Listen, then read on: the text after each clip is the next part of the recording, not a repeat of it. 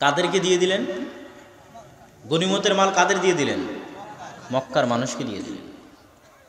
তখন মদিনার যারা আনসার ছিল তাদের কানের মধ্যে শয়তান পুশ ইন করে দিল যে তোমরা এতদিন ইসলামের জন্য চেষ্টা করলা, তোমরা যুদ্ধ করলা বদর, তোমরা যুদ্ধ করলা উহুদ, তোমরা যুদ্ধ করলা খন্দক, তোমাদের বাড়িতে আশ্রয় নিল আল্লাহর নবী, তোমাদের বাড়িতে আশ্রয় নিল মক্কায় থেকে পালিয়ে যাওয়া মুসলমানেরা, আর আজকে একদিন হয়নি মক্কার মুসলমান ইসলাম গ্রহণ করা, আর গনিমতের মাল আমরা সারা জীবন চেষ্টা করলাম পালাম না, পরিশ্রম করলাম আমরা পেলাম না, ওরা এখনই মুসলমান হয়ে গনিমতের মাল নিয়ে চলে গেল। শয়তান এটা দিতে পারে না? পারে না? এবং শয়তান দিয়ে দিয়েছে। আরো একটা বিষয় শয়তান দিতে পারে, দুইটা জিনিস দিতে পারে। এক, আল্লাহর নবীর আত্মীয়, দুই, আল্লাহর নবীর দেশ। মদিনায় 1000 বছর থাকলে কি হবে? উনি কোথাকার মানুষ? মক্কার মানুষ। আপনার বগুড়াতে আমি একটা প্রতিষ্ঠান করলাম, প্রতিষ্ঠান করে চাকরি দিলাম সব চাঁপাইনবাবগঞ্জের মানুষকে, শেরপুরের মানুষ লেগে গেল মারামারি। আব্দুর রাজ্জাক বিন ইউসুফ আর আব্দুল্লাহ বিন আব্দুর রাজ্জাককে এত ভালোবেসে নিয়ে এসে মাদ্রাসা করে দিলাম, আর সব চাকরি দিয়েছে নিজের এলাকার মানুষকে, আর জমি দিলাম আমরা, টাকা দিলাম আমরা। তো শয়তান দেয় না? দেয় না? তাহলে এই যে কোনো একটা বিষয়ের উপর ভিত্তি করে আলাদা করা, বিভেদ হয়ে যাওয়া, তখন রাসূল সাল্লাল্লাহু আলাইহি ওয়াসাল্লাম সাইকোলজিক্যালি, মেন্টালি এই পরিস্থিতি এবং এই সময়টাকে কন্ট্রোল করেছে। সাইকোলজিক্যালি কিভাবে কন্ট্রোল করেছেন, মেন্টালি কিভাবে কন্ট্রোল করেছেন? তিনি সব তার কানে, এই কানা ঘুষা যখন তার কানে গেল, তখন তিনি সবাইকে বসিয়ে বক্তব্য দিলেন, হৃদয়গ্রাহী বক্তব্য দিয়ে মদিনার মানুষকে লক্ষ্য করে বললেন যে সব গনিমতের মাল মক্কার মানুষকে দিয়ে দিলেও আমি মুহাম্মদ তোমাদের সাথে মদিনায় ফিরে যাব। বলেন আল্লাহু আকবার। আমি তো আর মক্কায় ফিরে যাচ্ছি না, আমি কোথায় ফিরে যাচ্ছি? তোমাদের সাথে মদিনায়। তো তোমরা বলো, তোমরা তোমাদের সাথে মদিনায় ফিরে যাওয়া চাও না টাকা চাও? তো রাসূল সাল্লাল্লাহু আলাইহি ওয়াসাল্লামের এই যে সাইকোলজিক্যালি, মেন্টালি, মানসিকভাবে তিনি যখন তাদেরকে কন্ট্রোল করলেন, তখন অনেকের চোখে পানি চলে আসলো যে এটার জন্য আমরা জীবনও দিয়ে দিতে পারি যে রাসূল সাল্লাল্লাহু আলাইহি ওয়াসাল্লাম আমাদের সাথে মদিনায় ফিরে যাবে, এর বিনিময়ে আমাদের কিছুর দরকার নেই। এটাই আমাদের সবচেয়ে বড় সৌভাগ্য। আর মদিনার মানুষ সেই সৌভাগ্য পেয়েছে। রাসূল সাল্লাল্লাহু আলাইহি ওয়াসাল্লাম তাদের সাথেই মৃত্যু পর্যন্ত অবস্থান করেছে। মক্কা বিজয়ের পর কি আল্লাহর নবী মক্কায় ফিরে এসেছেন? আসেননি। মক্কা বিজয়ের পর রাসূল সাল্লাল্লাহু আলাইহি ওয়াসাল্লাম মদিনাতেই থেকেছেন এবং মৃত্যু তিনি মদিনাতেই বরণ করেছেন এবং তার কাফন এবং দাফন মদিনাতেই সম্পন্ন হয়েছে। যেটাকে বলা হয় পুরাতন বোতলে নতুন মদ। সেই যুগের মাদকতা ছিল, আমাদের যুগেও মাদকতা ফেরত এসেছে, ব্যাপকভাবে সমাজে ছড়িয়ে পড়েছে নতুন নামে। সেই যুগে সুদ ছিল, আজকেও সুদ ব্যাপকভাবে সমাজে ছড়িয়ে পড়েছে। মাইক্রো ক্রেডিট, ক্ষুদ্র ঋণ, ক্রেডিট কার্ড ব্যবহারের নামে, ভিন্ন নামে, ভিন্ন রূপে, কিন্তু জিনিস একই। সেই যুগেও অবৈধ সম্পর্ক ছিল, আজকেও অবৈধ সম্পর্ক ব্যাপক আকার ধারণ করেছে সামাজিক যোগাযোগ মাধ্যমের বদৌলতে। সেই যুগেও বেপর্দা বেহায়াই ছিল, আজকেও বেপর্দা বেহায়ে ব্যাপক আকার ধারণ করেছে। আকাশ সংস্কৃতি বা ওপেন যে ফিল্ড ইন্টারনেট আমাদেরকে প্রোভাইড করেছে, সেই ইন্টারনেটের মাধ্যমে ঠিক নতুন আর একটা জাহিলিয়াত প্রবেশ করেছে। গোত্রের জায়গায় আমরা বসিয়ে দিয়েছি দেশ। গোত্রের জায়গায় কি বসিয়েছি বলেন তো? দেশ। আজকে ফিলিস্তিনের গাজায় মুসলমানরা এটা ভাবে না। যদি আজ থেকে 1400 বছর আগে জাহিলি যুগ হতো, তাহলে আমরা ভাবতাম আরে কোরাইশ গোত্রের মানুষ মরতেছে মরুক, মুজার গোত্রের মানুষ মরতেছে মরুক, অমুক গোত্রের মানুষ মরতেছে মরুক। আমরা কিন্তু আর গোত্র ভাবি না। ফিলিস্তিনের গাজায় হয়তো কুয়েতে বসে থাকা কোনো মানুষ ভাবতেছে যে ওখানে তো আর কোনো কুয়েতি মারা যাচ্ছে না, ফিলিস্তিনি মারা যাচ্ছে, তাতে আমার কি? কাতারে বসে থাকা কোনো মানুষ ভাবতেছে ওখানে তো আর কাতারি মারা যাচ্ছে না, ফিলিস্তিনি মারা যাচ্ছে। সৌদির কোনো মানুষ ভাবতেছে ওখানে তো আর সৌদি মারা যাচ্ছে না, ফিলিস্তিনি মারা যাচ্ছে। আর বাংলাদেশ ভাবতেছে ওখানে তো আর বাংলাদেশি মারা যাচ্ছে না, ওখানে ফিলিস্তিনি মারা যাচ্ছে। তাহলে ওই একই জাহেলিয়াত পুনরায় ফিরে এসেছে কি নামে বলেন তো? কিসের নামে? দেশের নামে। এটার কথাই আল্লামা ইকবাল তার একটা কবিতার মধ্যে বলে গেছেন। তিনি সুন্দর করে এই যে আমরা নতুন যে জাহিলিয়াতের যুগে প্রবেশ করেছি এবং নিশ্চুপ নির্বিকার বসে আছি, না দোয়া, না কষ্ট, না দুঃখ, বরং পরস্পরে কাদা ছোড়াছড়ি। কেন? আমরা মনে করছি ওখানে ফিলিস্তিনিরা মারা যাচ্ছে, বাংলাদেশিরা নয়। তো আল্লামা ইকবাল লিখেছেন যে তহজিব কে আজর নে তারা শোয়ায়ে হ্যাঁ সনম और আজকের যুগের মানুষেরা, আধুনিক যুগের মানুষেরা নতুন একটা মূর্তি বানিয়েছে। সনম মানে হচ্ছে মূর্তি। এই যুগের আজরেরা, আজর নেই, ইব্রাহিম আলাইহিস সালাতু ওয়াস সালামের বাপ ছিল আজর, যিনি মূর্তি বানাতেন। তো আজকের যুগের আজরেরা মূর্তি বানিয়েছে, আর নতুন আর একটা সনম। আর কি সেই মূর্তি? উনি বড় ওই মূর্তির নাম বলতেছেন, ইন তাজা খুদাও মে বড়া সবসে ওয়াতন হ্যাঁ। আজকের যুগে মানুষ যত মিথ্যা ইলাহের পূজা করে, যত মিথ্যা খোদার পূজা করে, তার মধ্যে অন্যতম মিথ্যা খোদা হচ্ছে ইন তাজা খুদাও মে। দুনিয়াতে যত খোদার পূজা হচ্ছে, ভ্রান্ত ইলাহের পূজা হচ্ছে, তার মধ্যে সবচেয়ে বড় খোদা, সবচেয়ে বড় ভ্রান্ত ইলাহ হচ্ছে ওয়াতন। ইন তাজা খুদাও মে বড়া সবসে ওয়াতন হ্যায়। ওয়াতন মানে মাতৃভূমি, ওয়াতনিয়ত দেশপ্রেম, মাতৃভূমি, ন্যাশনালিজম, জাতীয়তাবাদ। সবচেয়ে বড় খোদা হচ্ছে নতুন যে খোদার পূজা মুসলমানেরা করতেছে বিশ্বব্যাপী, সেই খোদার নাম হচ্ছে ওয়াতন, দেশ। সারা বিশ্বের সব মুসলমানেরা এক নতুন খোদার পূজা শুরু করেছে, এক নতুন ভ্রান্ত ইলাহির পূজা শুরু করেছে, তার নাম দেশ। তারপর আল্লামা ইকবাল বলছেন, জো पैरहन इसका है वो मजहब का है कफन, मजहब का कफन है। এই নতুন যে খোদা বানিয়েছে, নতুন যে মূর্তি বানিয়েছে মুসলমানেরা, নতুন যুগের আজরেরা যে মূর্তি বানিয়েছে, এই মূর্তির যে জামা, এই মূর্তির যে কাপড়, এটা ইসলামের কাফন। মানে ইসলামকে ধ্বংস করার জন্য আর কিছু লাগবে না, এই মূর্তি যথেষ্ট। যে মূর্তি তোমরা মুসলমানেরা নতুন যুগে বানিয়েছ, তোমাদের এই মূর্তি ইসলামের কাফন।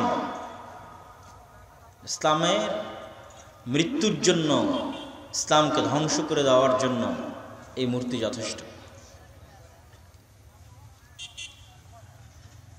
তারপরে তিনি বলতেছেন যে আমাদের দেশ আসলে কি হওয়া উচিত, আমাদের পরস্পরের ভ্রাতৃত্ব আসলে কি হওয়া উচিত।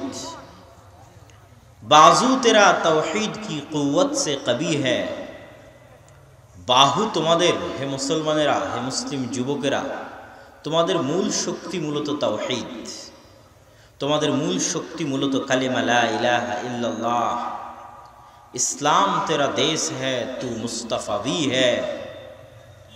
তোমাদের কারো কোনো দেশ নাই।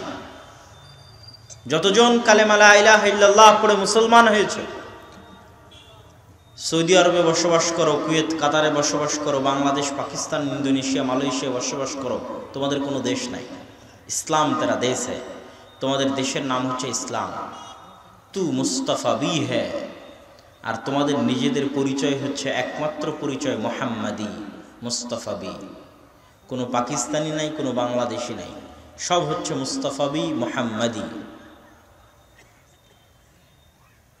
এবং এই বিষয়টার প্রমাণ অন্তত আমাদের রাজনৈতিক জীবনে, আমরা যে জাতি, বাঙালি জাতি বা বাংলাদেশি জাতির রাজনৈতিক জীবনেও রয়েছে। 1947 বা 47-এ হাজার হাজার মাইল দূরের পাকিস্তানের সাথে একত্রিত হয়ে যখন আলাদা স্বাধীন মুসলিম দেশ গঠনের চেষ্টা চলছিল এই বাংলাদেশে, তখন একটা স্লোগান খুব জনপ্রিয় ছিল। সেই স্লোগানের নাম হচ্ছে তেরা মেরা রিশতা কিয়া লা ইলাহা ইল্লাল্লাহ। তোর আর আমার সম্পর্ক কি? তো লা ইলাহা ইল্লাল্লাহ। মানে গাজার ফিলিস্তিনের মুসলমানদের সাথে আমাদের সম্পর্ক কি? যে আমরা ফিলিস্তিনি, ওরাও ফিলিস্তিনি, ভাই এটা কি আমাদের সম্পর্ক? এটা আমাদের সম্পর্ক না। ওরা বাংলাদেশি, গাজায় যারা মারা যাচ্ছে তারা কি বাংলাদেশি? বাংলাদেশি। তারা বা আমরা কি এক গোত্রের, এক কালারের, এক রঙের, এক বর্ণের? না। তাহলে ওই গাজার মুসলমানদের ব্যথায় যে আমি ব্যথিত হব আর আমার ব্যথায় সে ব্যথিত হবে, এই সম্পর্কের ভিত্তি হচ্ছে কি? লা ইলাহা ইল্লাল্লাহ।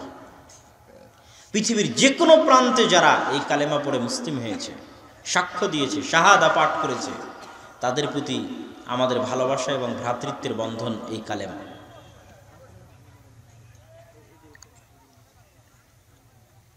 তারপরে তিনি লিখছেন, এখানে আমাদের আরো একটি বিষয় মনে রাখতে হবে যে রাসূল সাল্লাল্লাহু আলাইহি ওয়াসাল্লামের যুগে যে এইরকম সমস্যা হয়নি তা নয়, তথা সাহাবীদের মধ্যে যে জাহিলিয়াতের ওই বীজ পুনরায় ফেরত আসেনি বা আসার চেষ্টা হয়নি তা নয়, বরং মাঝে মধ্যেই শয়তান ফেরত আনার চেষ্টা করেছে। তার দুইটা ছোট্ট ঘটনা আপনাদের সামনে পেশ করি। মক্কা বিজয়ের পর মক্কার মুসলমানেরা, মক্কার কাফেরেরা যখন মুসলমান হয়ে গেল, তখন বেশিরভাগ মুসলমানই কিন্তু আল্লাহর নবীর দূর সম্পর্কের, নিকট সম্পর্কের আত্মীয়। কেননা মক্কা আল্লাহর নবীর নিজের দেশ। যেমন আবু সুফিয়ান মুসলমান হয়ে গেল মক্কা বিজয়ে রাদিয়াল্লাহু তাআলা আনহু, উনি আল্লাহর নবীর আত্মীয়। হিন্দা মুসলমান হয়ে গেল মক্কা বিজয়ে, উনি আল্লাহর নবীর আত্মীয়। যেহেতু মক্কায় উনি থাকতেন, মক্কায় তার জন্ম, সেহেতু তার আত্মীয় থাকা স্বাভাবিক না অস্বাভাবিক? স্বাভাবিক। তো মক্কা বিজয়ের পর একটা যুদ্ধ হচ্ছে, হুনাইনের যুদ্ধ। এই যুদ্ধে বিজয়ের পর আল্লাহর নবী গনিমতের মাল বন্টন করতে গিয়ে বেশিরভাগ গনিমতের মাল মক্কার মানুষজনকে দিয়ে দিলেন। কাদেরকে দিয়ে দিলেন? গনিমতের মাল কাদের দিয়ে দিলেন? মক্কার মানুষকে দিয়ে দিলেন।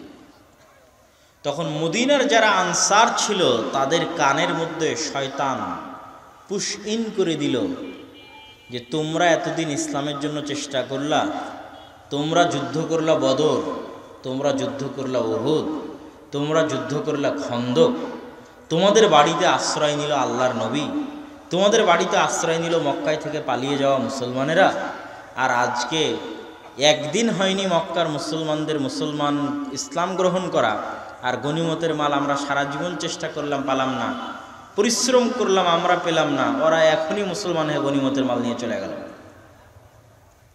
শয়তান এটা দিতে পারে না? পারে না? এবং শয়তান দিয়ে দিয়েছে। আরো একটা বিষয় শয়তান দিতে পারে, দুইটা জিনিস দিতে পারে। এক, আল্লাহর নবীর আত্মীয়, দুই, আল্লাহর নবীর দেশ। মদিনায় 1000 বছর থাকলে কি হবে? উনি কোথাকার মানুষ? মক্কার মানুষ।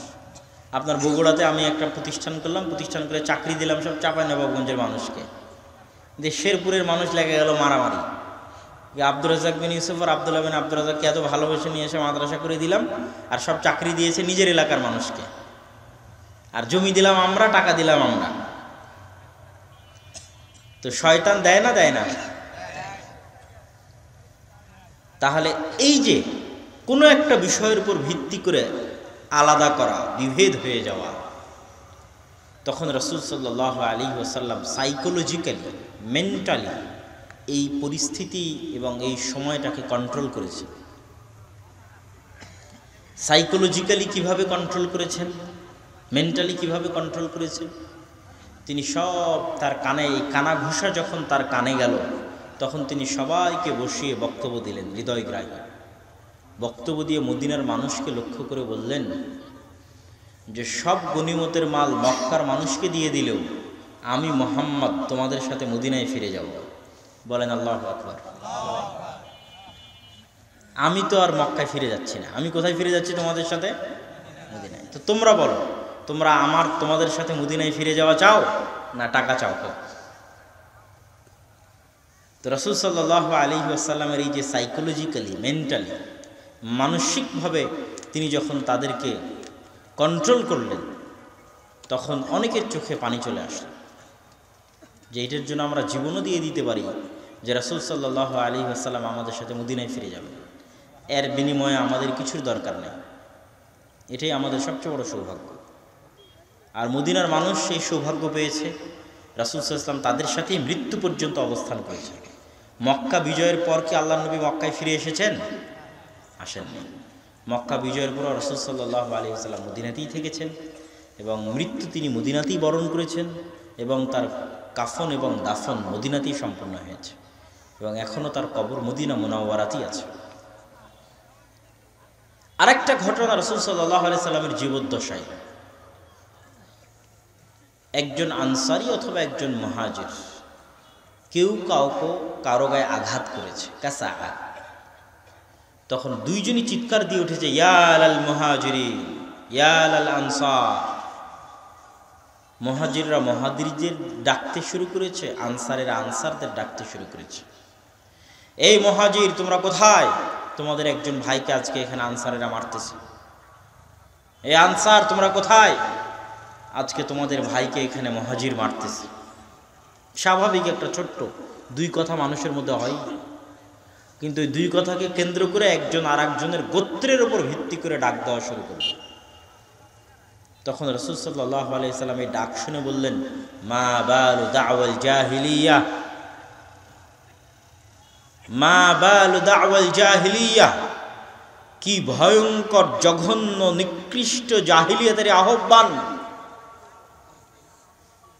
আমি আজ তোমাদের কাছ থেকে যে আহ্বান শুনলাম, এই আহ্বান জাহিলিয়াতের আহ্বান। জাহিলি যুগে মানুষ মানুষকে এভাবে ডাকতে পারে, এই কুরাইশরা আসো। কিন্তু আমি মুহাম্মদ যখন ইসলাম নিয়ে এসেছি, তখন ডাক হবে শুধু কালেমা লা ইলাহা ইল্লাল্লাহর উপর ভিত্তি করে, এই মুসলমানেরা আসো। কথা মানে বুঝতে পারেননি? তখন আর বগুড়ার মানুষ আর রাজশাহীর মানুষ থাকবে না, তখন আর ঢাকার মানুষ, চিটাগাং আর সিলেটের মানুষ থাকবে না, ঠিক তেমন বাংলাদেশি আর পাকিস্তানি থাকবে না, সৌদি আর কুয়েতি থাকবে না, আর ফিলিস্তিনি থাকবে না, তখন থাকবে শুধু মুসলমান। মা বালু দাওয়াল জাহিলিয়া, কি জঘন্য কি নিকৃষ্ট এই জাহিলিয়াতের আহ্বান। এবং এই ভারত উপমহাদেশে মুসলমানেরা এই ভ্রাতৃত্ব, এই উখুওয়াত এর প্রমাণ দিয়েছে, বহন করেছে, পালন করেছে। আমরা আজকে যে স্বাধীন বাংলাদেশের দাবি করি, যে স্বাধীন বাংলাদেশ নিয়ে আমরা গর্ব করি, এই স্বাধীন বাংলাদেশের মানচিত্র আমরা 1971 সালে অর্জন করিনি, বরং এই স্বাধীন বাংলাদেশের মানচিত্র আমরা অর্জন করেছি 1947। এবং এই মানচিত্র অর্জন করার আগের ছোট্ট একটা ঘটনা বললে এই উখুওয়াতের প্রমাণটা আপনারা পাবেন। শেরে বাংলায় একে ফজলুল হক ছিলেন অবিভক্ত বাংলার একমাত্র প্রধানমন্ত্রী। তার আগে বা তার পরে অবিভক্ত বাংলার একক প্রধানমন্ত্রী আর কেউ হয়নি। তো এই অবিভক্ত বাংলার প্রধানমন্ত্রিত্ব নেওয়ার পরেই তিনি মূলত জমিদারি প্রথা বিলুপ্ত করেছিলেন। আমরা আজকে যেই দেশে বসবাস করতেছি, এই দেশে আমাদের সম্পত্তির কোনো মালিকানা ছিল না দীর্ঘ 200 বছর। আরএস পর্যায়ে আপনাদের যে নাম আছে, সিএস বা এসএ পর্যায়ে আপনাদের যে নাম আছে, তার আগে আমরা শুধু যে জমি আমরা ভোগ দখল করছি তার খাজনা দেওয়ার দায়িত্ব শুধু ছিল আমাদের, কিন্তু মূল জমির মালিকানা বন্টন করা ছিল জমিদারি ভিত্তিতে, যে এই পুরো গ্রামটা একজনের জমিদারিতে দিয়ে দিলাম, মূল জমির মালিক সে। আমরা শুধু জমিতে কাজ করব এবং নির্ধারিত হারে তাদেরকে কর দিব, ফসল দিব। কিন্তু তার 200 বছর আগে এই জমির মালিক আমরা ছিলাম, আমাদের মালিকানা ছিল, আমাদের বাপদাদা আদি পুরুষেরা মালিকানা ছিল দেখেই ইতিহাসের পরিসংখ্যান দাবি করছে, জরিপ দাবি করছে যে সমগ্র ভারত, বাংলাদেশ, পাকিস্তানের 5 ভাগের 1 ভাগ সম্পত্তি মসজিদ এবং মাদ্রাসার নামে ওয়াকফ করা ছিল ব্রিটিশরা আসার আগে। সমগ্র পাক ভারতের 5 ভাগের 1 ভাগ, গোটা পাকিস্তান, বাংলাদেশ, ভারতকে 5টা ভাগ করার পর 1 ভাগ করলে যত সম্পত্তি হবে তত সম্পত্তি গোটা ভারত, পাকিস্তান, বাংলাদেশে মসজিদ মাদ্রাসার নামে ওয়াকফ ছিল। তো সেই জমিগুলো কোথায়? এই জমিগুলো লাখেরাত সম্পত্তি বাজেয়াপ্তকরণের সময় ব্রিটিশরা বাজেয়াপ্ত করে এবং এগুলোই সরকারি মালিকানায় নিয়ে আবার জমিদারি হিসেবে বন্টন করে দেয়। এই জন্য 2-1টা ঐতিহাসিক মসজিদ ছাড়া 500 বা 600 বছরের পুরাতন মসজিদের নামে কোনো জমিও নাই, কোনো জায়গাও নাই, কিছুই নাই। মসজিদের নামে যত ওয়াকফ আছে, মাদ্রাসার নামে যত ওয়াকফ আছে, সব গত 200 বছরের। কিন্তু আমরা মুসলমানেরা এই দেশে 200 বছর থেকে বাস করছি না, আমরা বাস করছি প্রায় 800 বছর থেকে। তাহলে 800 বছর আগেও আমার বাপদাদা মসজিদ মাদ্রাসার নামে জমি ওয়াকফ করেছে, কিন্তু এটা নাই। কেন নাই? এটা ব্রিটিশরা আসার পর লাখেরাত সম্পত্তি বাজেয়াপ্তকরণের সময় রাষ্ট্রীয়ভাবে সম্পত্তিগুলো বাজেয়াপ্ত করা হয়, বাজেয়াপ্ত করে সরকারি মালিকানায় নিয়ে সেগুলো আবার জমিদারি হিসেবে বন্টন করে দেওয়া হয়। সম্মানিত উপস্থিতি, তো এই শেরে বাংলা একে ফজলুল হক, তিনি যেহেতু অবিভক্ত বাংলার প্রধানমন্ত্রী ছিলেন, তো 47-এর আগে তিনি মুসলিম লীগ করতেন না, তিনি কৃষক শ্রমিক প্রজা পার্টি এরকম একটা দলের নাম ছিল তার, যেটার মাধ্যমে তিনি ক্ষমতায় গেছিলেন। তো তিনি চাইতেন যে পশ্চিম বাংলা এবং এই বাংলা মিলে একত্রিত হয়ে সম্পূর্ণ আলাদা দেশ, তথা তার প্রস্তাব ছিল দেশ হবে 3টা, একটা পাকিস্তান, একটা ইন্ডিয়া, আর একটা এই বাংলার ওই বাংলা মিলে বাংলাদেশ। কিন্তু ইন্ডিয়ার কলকাতার যারা দাদাবাবু ছিল তারা কিন্তু এই প্রস্তাব গ্রহণ করেনি, তারা বলেছিল যে আমরা ইন্ডিয়ার সাথেই থাকব। তখন শেরে বাংলা একে ফজলুল হক হোসেন শহীদ সোহরাওয়ার্দীর সাথে তার যে দূরত্ব ছিল, মুসলিম লীগের সাথে তার যে দূরত্ব ছিল, এই দূরত্ব মিটিয়ে তিনিও তখন মুসলমানদের মুসলমানিত্ব বাঁচানোর জন্য, মুসলমানদের পরবর্তী বংশধরকে রক্ষার জন্য তখন তিনি মুসলিম লীগে যুক্ত হয়ে তিনিও আলাদা স্বাধীন মুসলমানদের রাষ্ট্রের জন্য বের হয়ে আসলেন, যার ফলশ্রুতিতে 1947-এ আমরা এই ভূখণ্ড মানচিত্র আকারে স্বাধীন ভূখণ্ড আমরা পাই। তো এই যে ওনার বের হয়ে আসা এবং যুক্ত হওয়া, এটা মূলত ছিল ইসলামী ভ্রাতৃত্বের উপর ভিত্তি করে, যেটা আমি বক্তব্যের শুরুতে বলেছিলাম, তেরা মেরা রিশতা কিয়া তো লা ইলাহা ইল্লাল্লাহ। আর আজকে আমাদের মধ্যে সবচেয়ে বড় দেওয়াল দাঁড় করিয়ে দিয়েছে, এই ভ্রাতৃত্ব এবং ভালোবাসার মধ্যে সবচেয়ে বড় দেওয়াল দাঁড় করিয়ে দিয়েছে দেশের জাতীয়তাবাদ বা ন্যাশনালিজমের উপর ভিত্তি করে মানুষের যে ভালোবাসা এবং মানুষের যে আবেগ, সেটা। এই জন্য আল্লামা ইকবাল এই কবিতার শেষের দিকে এসে বলেছেন, ওই বাক্যটা আবারও বলি, ইসলাম তেরা দেশ হ্যায় তু মুস্তফা ভি হ্যায়, তোর দেশের নাম ইসলাম, তুই মোহাম্মদী। তখন তিনি মোহাম্মদীকে ডাক দিয়ে বলছেন, আই মুস্তফা ভি আই মোহাম্মদী, খাক মে ইস বুত কো মিলা দে। এই যে নতুন মূর্তির তোমরা পূজা শুরু করেছো, এই নতুন মূর্তিকে তোমরা ধ্বংস করে দাও, চূর্ণ বিচূর্ণ করে দাও। তিনি আরও মানুষকে কোরআন এবং হাদিস থেকে দলিল দিতে গিয়ে বলেছেন, তারকে ওয়াতান সুন্নতে মাহবুবে ইলাহি, যদি জাতীয়তাবাদের উপর ভিত্তি করে কোনো কিছু তৈরি করা ইসলামী হতো, তাহলে রাসূল সাল্লাল্লাহু আলাইহি ওয়াসাল্লাম মক্কা ছেড়ে মদিনায় হিজরত করতেন না।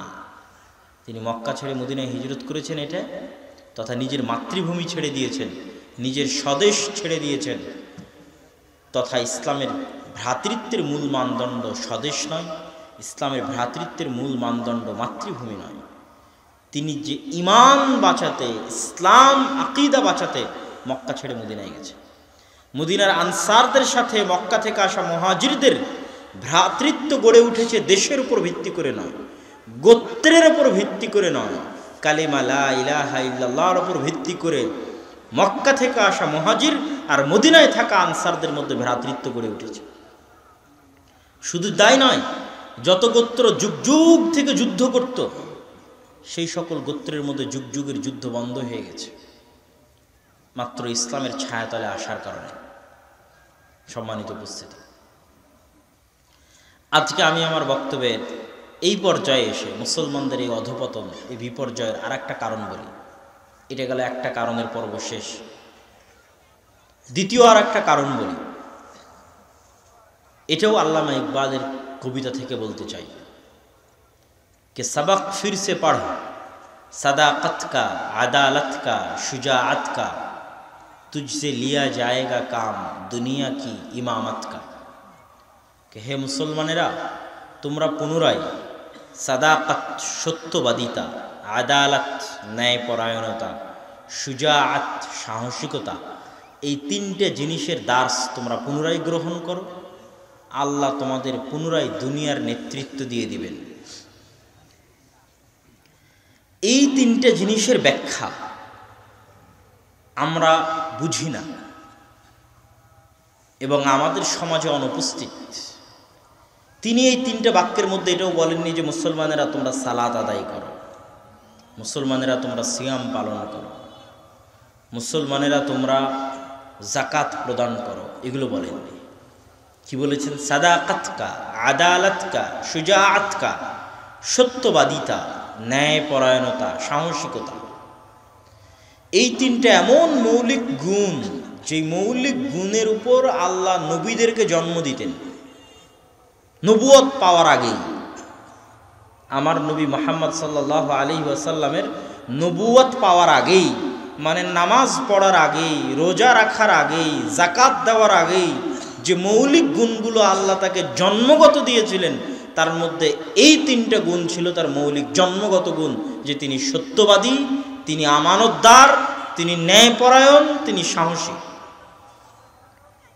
প্রত্যেক নবীকে আল্লাহ সুবহানাহু ওয়া তাআলা এই মৌলিক গুণগুলো দিয়ে পৃথিবীতে পাঠান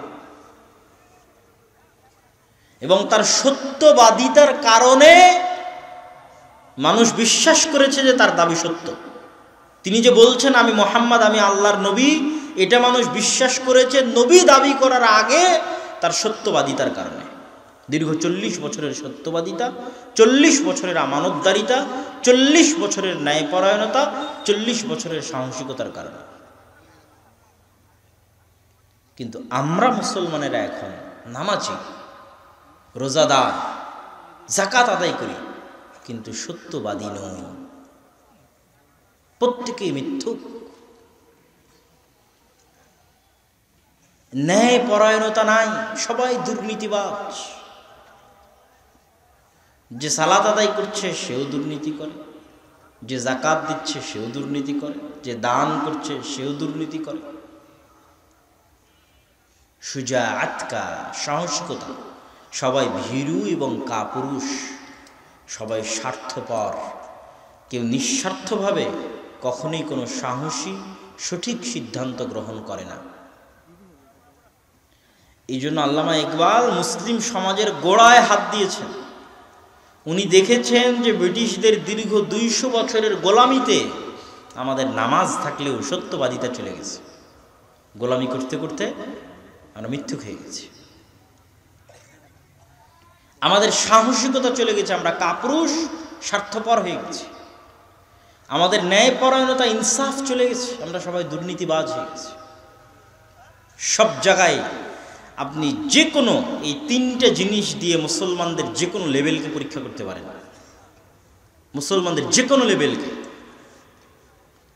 যে ইসলাম মানে ইসলামের মূল বিষয় যে এই তিনটার মধ্যে, এই জন্য আমি আগেই বলে নিয়েছি যে নবীরা নবী হওয়ার আগে যে তিনটা জিনিস আল্লাহ সুবহানাহু ওয়া তাআলা তাদের মধ্যে দিয়েছে, যে মৌলিক গুণগুলো, সেটা এটা, তারপরে তারা নবী হয়েছে। তো এই মৌলিক গুণগুলো পূর্ব শর্ত লাগবেই। আপনি যে কোনো কিছুকে এই তিনটে জিনিস দিয়ে পরীক্ষা করবেন, দেখবেন আমরা মুসলমানেরা পিছিয়ে আছে। মসজিদে যান, দেখবেন মসজিদে সত্যবাদিতা নাই। ন্যায়পরায়ণতা, ইনসাফ নাই, সাহসিকতা নাই। নামাজ আছে, রোজা আছে, সব কিছু আছে। ইমাম, মুয়াজ্জিন, মসজিদের কমিটি সত্যবাদী না, মিথ্যুক, সবাই মিথ্যা কথা বলে। ন্যায়পরায়ণতা, ইনসাফ নাই। একজন আর একজনের উপর জুলুম করে, অত্যাচার করে কিভাবে কে কাকে ডিঙ্গিয়ে যাবে, সেই বেইনসাফি এবং অত্যাচারের কালচার এবং কৃষ্টি সংস্কৃতি প্রচলিত আছে। মাদ্রাসায় যান, মাদ্রাসায় গিয়ে দেখবেন সত্যবাদিতা নাই, ন্যায়পরায়ণতা নাই, ইনসাফ নাই, সাহসিকতা নাই। ইসলামী দলে যান, ইসলামী সংগঠনে যান, যে দেখবেন ইসলামী দল, ইসলামী সংগঠনে সব কিছু আছে, কিন্তু কি নাই? সত্যবাদিতা নাই, ন্যায়পরায়ণতা নাই। এক নেতাকর্মী আর এক নেতাকর্মীর বিরুদ্ধে গ্রুপিং, যে যোগ্য তাকে কিভাবে বাইসাইড করে দেওয়া যাবে, তার যোগ্যতার মাপকাঠি অনুযায়ী তাকে না দিয়ে তাকে বাইসাইড করে দেওয়া, এই সকল কৃষ্টি কালচার দেখবেন সব জায়গায় আছে। তথা ইসলামের নামে আমাদের মধ্যে সব কিছু আছে, কিন্তু ইসলামের মূল জিনিসটাই নাই। এবং আমরা আমাদের আলোচনা, বক্তব্য, সকল কিছুতে যে বিষয়গুলো নিয়ে আলোচনা করি সেগুলোর চাইতেও বেশি জরুরি এই জিনিসগুলো। এটা আমি আর একটা ছোট্ট উদাহরণ দিয়ে আপনাদের কাছে পরিষ্কার করি। সেটা হচ্ছে মানুষের সাথে সম্পৃক্ত হক, হুকুকুল ইবাদ। মানুষের সাথে সম্পৃক্ত হক, হুকুকুল ইবাদ। আমরা যত আলোচনা করি আমাদের বক্তব্যের মঞ্চে, সব আলোচনা করি হুকুকুল্লাহ, আল্লাহর হক নিয়ে। সালাত আল্লাহর হক, সিয়াম আল্লাহর হক, আমি শিরক করব না আল্লাহর হক, বেদাত করব না আল্লাহ রসুলের হক। কিন্তু আমরা সবাই আল্লাহ এবং আল্লাহ রসুলের হক নিয়ে সচেতন, কিন্তু মানুষের হক নিয়ে অসচেতন। আরও একদম এক্সাক্ট আপনাকে উদাহরণ দেই। সে সাচ্চা মুসলমান, এই জন্য সে কি খাবে না? শুকুরের গোস্ত খাবে না। সাচ্চা মুসলমান, কেন? শুকুরের গোস্ত খাওয়া হারাম কে করেছে? আল্লাহর হক। সে সাচ্চা মুসলমান, তাই মদ খাবে না। কিন্তু সে আর একজনের টাকা মেরে সেই টাকা দিয়ে ভাত কিনে ঠিকই খাবে। আর একজনের অন্যায়ভাবে দখল করে, কৌশলে হারাম ইনকাম করে, সেই হারাম ইনকাম দিয়ে হালাল জিনিস কিনে খাবে। কেননা তার কাছে এই হারাম ইনকামটা হালকা। কেন? এটা মানুষের হকের সাথে সম্পৃক্ত। কিন্তু ইসলাম বলছে এটা বেশি ভয়াবহ। একদিন, 10 দিন, 50 দিন, 1000 দিন মদ খাওয়ার পরেও যদি কেউ আল্লাহকে বলে, আল্লাহ আমি এতদিন মদ পান করেছি, আমাকে ক্ষমা করে দেন, আল্লাহ চাইলে ক্ষমা করতে পারে না? পারে না? পারে। ইয়া ইবাদিয়াল্লাযীনা আসরাফু আলা আনফুসিহিম লা তাকনাতু মির রাহমাতিল্লাহ ইয়া ইবাদি লাউ আতাইতুম বিকুরাবিল আরদি খাতায়া। হে আমার আদম সন্তান, তোমরা যদি আসমান জমিন ভর্তি গুনাহ নিয়ে উপস্থিত হও, লা আতাইতুম বিকুরাবিল আরদি মাগফিরা, তার মধ্যে যদি শিরক না থাকে, আমি আল্লাহ আসমান জমিন ভর্তি ক্ষমা নিয়ে উপস্থিত হব। তো আল্লাহ সুবহানাহু ওয়া তাআলা এগুলো ক্ষমা করে দিবেন, দিতে পারেন।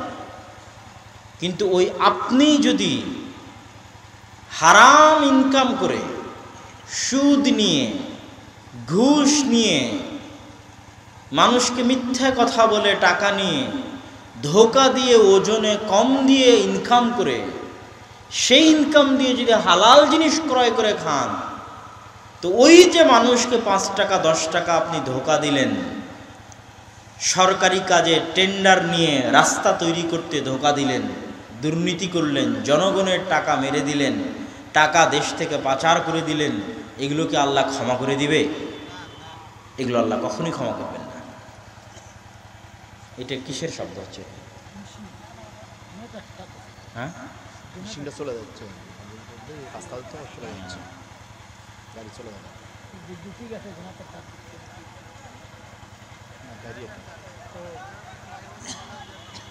তো জেনারেটর এটা বন্ধ করে দিতে পারবেন। তো আমরা যে আলোচনা করছিলাম, সে আলোচনা হচ্ছে যে আমাদের সমাজে যে বিষয়টাকে আমরা বেশি গুরুত্ব দিয়েছি, ওটার চাইতেও বেশি গুরুত্বপূর্ণ ইসলামে আল্লাহ সুবহানাহু ওয়া তাআলার কোরআনে, সেটা হচ্ছে মানুষের সাথে মানুষের পরস্পরের সম্পর্ক, মানুষের সাথে মানুষের পরস্পরের ভ্রাতৃত্ব, মানুষের সাথে মানুষের পরস্পরের হক, হুকুকুল ইবাদ। কিন্তু আমরা সেটাতেই সবচেয়ে পিছিয়ে।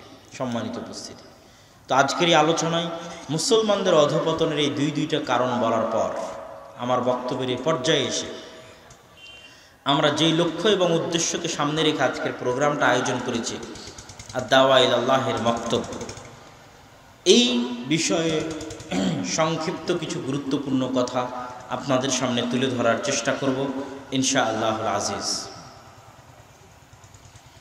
মসজিদ ভিত্তিক দ্বীন শিক্ষা।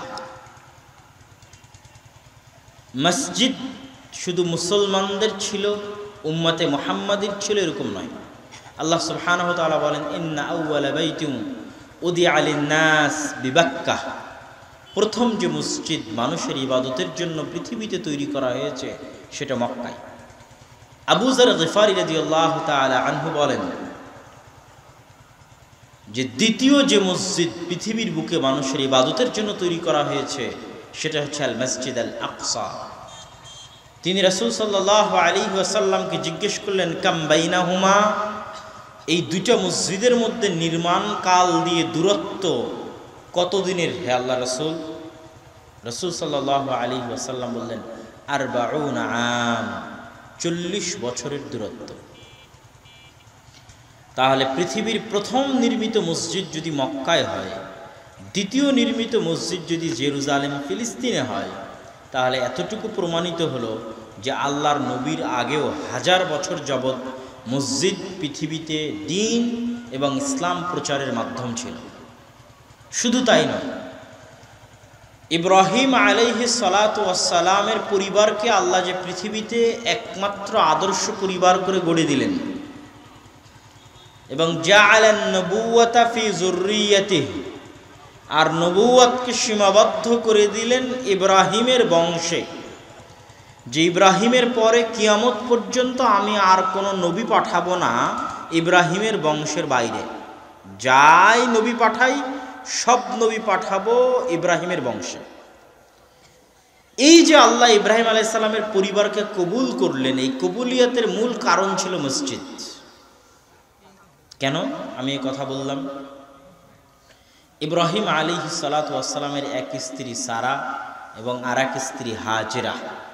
হাজেরার গর্ভে প্রথম সন্তান ইসমাইল, সারার গর্ভে দ্বিতীয় সন্তান ইসহাক। ইসহাককে ইহুদি খ্রিস্টানরা বলে আইজাক। আইজাক নিউটন, বিজ্ঞানী নিউটন, যার নাম আইজাক, মূলত ইসহাক, ইসহাক নিউটন।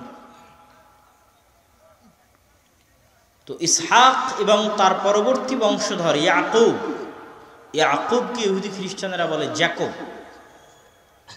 ইয়াকুব আলাইহিস সালাতু ওয়াস সালাম এবং তার পরবর্তী বংশধরেরা, আল্লাহ তাদেরকে রেখে দিলেন মসজিদে আকসা এবং তার পাশে মসজিদে আকসাকে আবাদ করার জন্য এবং মসজিদে আকসার পার্শ্ববর্তী অঞ্চলকে আবাদ করার জন্য। আর ইব্রাহিম আলাইহিস সালাতু ওয়াস সালামের এক সন্তানকে পাঠিয়ে দিলেন মক্কায় কাবা ঘর আবাদ করার জন্য। এই দুই সন্তানের মাধ্যমে, দুই মসজিদ আবাদ করার মাধ্যমে আল্লাহ সুবহানাহু ওয়া তাআলা তার বংশধরকে কবুল করলেন এবং তার বংশধরকে আদর্শ পরিবার হিসেবে পৃথিবীতে প্রতিষ্ঠিত করলেন। এই অংশ বলার মাধ্যমে আমরা যেটা বলতে চাইলাম সেটা হচ্ছে মসজিদ, মসজিদের সাথে সম্পৃক্ত থাকা আদর্শ পরিবার গড়ে তোলার অন্যতম মাধ্যম। আমাদের দাওয়া ইলাল্লাহর মূল লক্ষ্য এবং উদ্দেশ্য হচ্ছে মসজিদ ভিত্তিক দ্বীন শিক্ষা বাস্তবায়ন করা। মসজিদ ভিত্তিক প্রতিটি মসজিদই হোক দ্বীন শিক্ষার প্রথম পাঠশালা। এই মসজিদ ভিত্তিক এই দ্বীন শিক্ষার লক্ষ্য এবং উদ্দেশ্য নিয়ে আমরা ইতিমধ্যে প্রায় 130-এর অধিক মসজিদ সফর করেছি, যার মধ্যে আপনাদের শেরপুর অঞ্চলেরও অনেক মসজিদ ছিল। পুরো বগুড়ার প্রায় প্রতিটি উপজেলায় আমাদের একদিন করে সময় দেওয়া আছে। আর এই মক্তবগুলো যেন সুন্দরভাবে, ভালোভাবে, ধারাবাহিকভাবে পরিচালিত হয়, তার জন্য সেটার সিলেবাসও আমরা প্রণয়ন করেছি। উসমানী কায়দা এবং আদর্শ শিক্ষা বা তালিম উদ্দিন, এই সিলেবাসের আলোকে শিক্ষকেরা যেন ভালোভাবে পাঠদান করতে পারে, এই জন্য শিক্ষকদের প্রশিক্ষণেরও ব্যবস্থা গ্রহণ করা হয়েছে। এবং আজকে থেকে আল জামিয়া সালাফিয়া ডাঙ্গিপাড়া পবা রাজশাহীতে প্রায় 50 জনের ব্যাচের মাধ্যমে প্রথম প্রশিক্ষণ শুরু হয়েছে মক্তবের শিক্ষকদের, আলহামদুলিল্লাহ। এবং ধারাবাহিকভাবে এটা অব্যাহত থাকবে। এই মক্তবগুলো ম্যানেজমেন্ট করার জন্য আমাদের নিজস্ব একটা অ্যাপ আছে, যে অ্যাপ এই সমস্ত দায়িত্বশীল এবং মক্তবের শিক্ষকদের শিখিয়ে দেওয়ার মাধ্যমে মক্তবের ম্যানেজমেন্ট সিস্টেমটাও কেন্দ্রীয়ভাবে কন্ট্রোল করা হবে। এই সকল কিছুর মাধ্যমে আমরা চাচ্ছি যে আমাদের কাছে সকল কিছু আছে, সিলেবাস আছে, শিক্ষক প্রশিক্ষণের ব্যবস্থা আছে, মক্তব কন্ট্রোলের ব্যবস্থা আছে, আমরা সফর দিচ্ছি। সুতরাং দেশ এবং জাতির কাছে আমাদের উদাত্ত আহ্বান থাকবে, যারা এখানে উপস্থিত হয়েছেন, যারা অনলাইনে শুনছেন, এবং বিশেষ করে যারা অনলাইনে আমাদের বক্তব্যগুলো আপলোড দেন, তারা বক্তব্যের শেষের দিকে যখন জামিয়া সালাফিয়ার কথা আসে বা যখন আমাদের দাওয়া ইলাল্লাহর এই গুরুত্বপূর্ণ দিক নির্দেশনাগুলোর কথা আসে, এগুলো যদি বারবার আসতে থাকে তাহলে বক্তব্যের সাথে বারবার দিতে হবে। কিন্তু আমাদের ভাইয়েরা যারা ভিডিওর দায়িত্ব পালন করে, তারা শুধু যে চুম্বক অংশ যেটা দিলে তার ভিউ বেশি হবে, যেমন আজকে বক্তব্যের শুরুতে যে আলোচনা করেছিলাম অতটুকুই তারা দিবে। কিন্তু এই যে প্রত্যেকটা বক্তব্যে আমরা একটা বিষয় নিয়ে কাজ করছি, এক জায়গা থেকে আর এক জায়গায় যাচ্ছি, দিনই কারণে এটাকে মূল্যায়ন করতে হবে এবং চেষ্টা করতে হবে আমরা যখন ফুল বক্তব্য দিব কোথাও, বক্তব্যের মধ্যে যদি বারবার আসে তো বারবারই জামিয়া সালাফিয়া এবং দাওয়া ইলাল্লাহর এই কথাগুলোকে মূল্যায়ন করতে হবে, যাতে দেশ এবং সাধারণ মানুষ জানতে পারে, জেনে তারা আগ্রহী হতে পারে, আগ্রহী হয়ে তারা উদ্যোগ নিতে পারে। আমাদের এই বক্তব্য প্রচারের মাধ্যমে একজনও যদি বাংলাদেশের কোনো প্রত্যন্ত অঞ্চলে মক্তব চালু করে, তো সেখানে যে কোরআনের শিক্ষা হবে তার নেকিও আমরা পাবো ইনশাআল্লাহ। সফর করতে গিয়ে আমরা এমনও মসজিদ পেয়েছি যারা আমাদের বক্তব্য শুনে আগেই মক্তব চালু করে বসে আছে, তাদের নিজ উদ্যোগে মক্তব চালু করে তারা পরিচালনা করছে, দেখাশোনা করতেছে। তা আপনাদের কাছে উদাত্ত আহ্বান থাকবে, চলমান যে শিক্ষা কারিকুলাম এবং শিক্ষা কার্যক্রম দেশে বাস্তবায়ন হচ্ছে, ভবিষ্যতে আরও হবে। ইউরোপ এবং আমেরিকার আদলে যেভাবে বিভিন্ন দেশে LGBTQ বেহায়াপনা এবং বেলেল্লাপনাকে সিলেবাসের অন্তর্ভুক্ত করা হয়েছে পাশ্চাত্য সভ্যতার বিভিন্ন দেশে, আমাদের দেশেও বেহায়াপনা এবং বেলেল্লাপনাকে সিলেবাসের অন্তর্ভুক্ত করা হয়েছে। নাচ এবং গানকে মুসলমানের সন্তানের জন্য বাধ্যতামূলক করা হয়েছে, যা সরাসরি আল্লাহর বিধানের প্রকাশ্য লঙ্ঘন। এমনও ভয়ঙ্কর পরিস্থিতিতে যদি আমরা আমাদের পরবর্তী প্রজন্মকে বাঁচাতে চাই, তাহলে মসজিদ ভিত্তিক দিন শিক্ষা চালু করার কোনো বিকল্প নাই। কোনো মুসলমানের সন্তান যেন স্কুলের বারান্দায় ততক্ষণ পা না দেয় যতক্ষণ সে মসজিদের বারান্দা অতিক্রম না করবে। এই শপথ, এই ত্যাগ, এই পরিশ্রম, এই উদ্যোগ নিয়ে আমাদের সামনে এগিয়ে আসতে হবে। আপনাদের কাছে উদাত্ত আহ্বান রেখে এবং আজকের এই জালসা সহ এখানে অত্র অঞ্চলে যে বক্তব্যগুলো পরিচালিত হয় সেগুলোর জন্য আমাদের দিনী ভাইয়েরা আপনাদের মধ্যে যাওয়ার কথা, আমি জানি না তারা প্রস্তুত আছে কিনা। যদি তারা প্রস্তুত থাকে তাহলে আমি তাদেরকে অনুরোধ করব যে আপনারা ভেতরে যান এবং আপনারা যারা এসেছেন সাধ্য অনুযায়ী এই উদ্যোগগুলোতে সহযোগিতা করার চেষ্টা করবেন। এই উসমানী কায়দা এটা যাওয়ার সময় নিয়ে যাবেন। এই কায়দার যে উচ্চারণগুলো আছে এই উচ্চারণগুলো আবার আপনারা আমাদের অ্যাপে পাবেন। অ্যাপসের লিঙ্ক আমাদের বিভিন্ন ফেসবুকের পেজে অথবা বিভিন্ন পোস্টে আপনারা পেয়ে যাবেন। সেই অ্যাপসের মধ্যে গেলে আপনি যদি নিজে বসে থেকে মোবাইল হাতে নিয়ে উচ্চারণ করতে চান তাহলে আলিফ বা যেটার উপর চাপ দিবেন সেটার উচ্চারণ তখন আপনার মোবাইলে বাজবে অ্যাপস থেকে, পুরোপুরি এই কায়দার উপরে। প্রায় অর্ধেকের মতো হয়তো আমাদের উচ্চারণ আপলোড করা হয়ে গেছে, বাকি অর্ধেক চলমান আছে, আজকালকের মধ্যে শেষ হবে। ওই বইটাকে মূল্যায়ন করবেন। এই বইয়ের মধ্যে নবীদের জীবনী, নবীদের ঘটনা, আদব কায়দা, আখলাক, শিষ্টাচার, গুণাবলী, আকিদা সকল কিছু মিলে সমন্বিত করা হয়েছে এবং এগুলোর ধারাবাহিক পরবর্তী পর্বও আসবে। এই বইগুলো মূল্যায়ন করো। তো কাউকে তো ভিতরে যেতে দেখলাম না, আমাদের তো বক্তব্য শেষ করতে হবে এবং দ্রুত বিদায় নিতে হবে। তো আমি সকলকে দাওয়া ইলাল্লাহ এর মক্তব সহ উক্ত জালসা সহ সকল কিছুতে সহযোগিতা করার আহ্বান জানিয়ে আমার সংক্ষিপ্ত বক্তব্য এখানেই শেষ করছি। ওয়া আখিরু দাওয়ানা আনিল হামদুলিল্লাহি রাব্বিল আলামিন। আসসালামু আলাইকুম ওয়া রাহমাতুল্লাহি ওয়া বারাকাতুহু। আলহামদুলিল্লাহ।